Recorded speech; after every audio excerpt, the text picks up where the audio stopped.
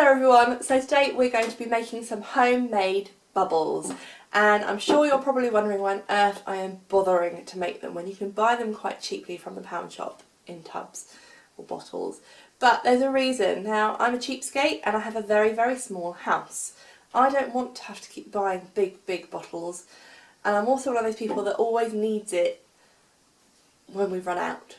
So what I really like about this recipe for bubbles is that there was only one thing I had to buy that wasn't already in my house.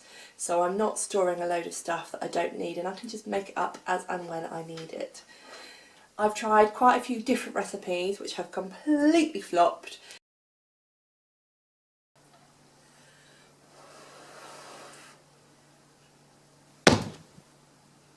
Not impressed with that one. So now that I've hit on one that works, I thought I would share it with you.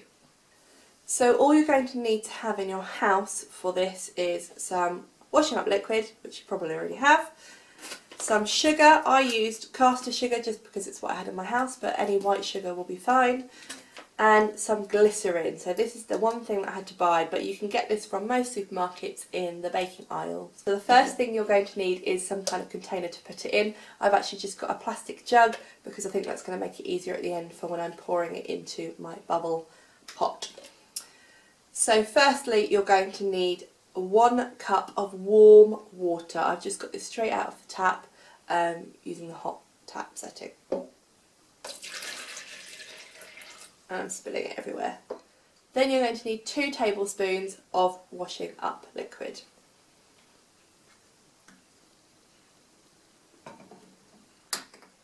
Followed by 1 tablespoon of glycerin.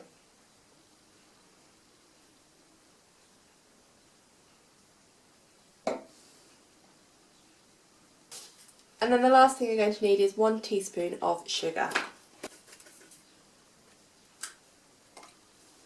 So that's all of the ingredients. So now all I'm going to do is give it a good mix up, make sure it's all mixed up together, and I'm going to put it into a bubble bottle that is an old empty one.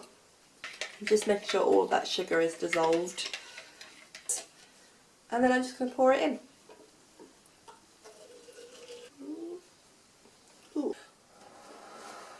Okay, so I hope that you found that useful, and let me know if you have a go at making your own bubbles at home. There are a ton of different recipes out there, so if you've tried any that are even better than this one, then let me know down below. This one, I wouldn't say is as good as the stuff that you can buy in stores, but it's pretty good, and actually, considering I now only have to store this tiny bottle, I'm happy with that, and it's also a lot cheaper too. Thanks so much for watching, and I will see you next time.